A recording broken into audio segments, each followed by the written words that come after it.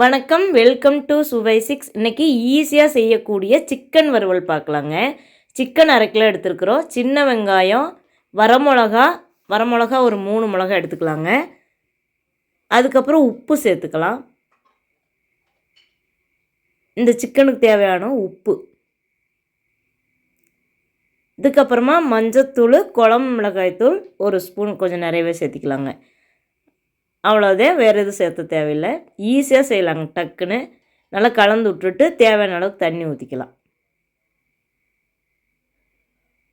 தண்ணி ஊற்றிக்கிட்டோம்னா அளவாக ஊற்றணுங்க. ஆனால் சிக்கன் முதங்குற அளவுக்கு தண்ணி ஊற்றினா போதும், மிதக்கிற அளவுக்கு ஊற்றினா போதும்.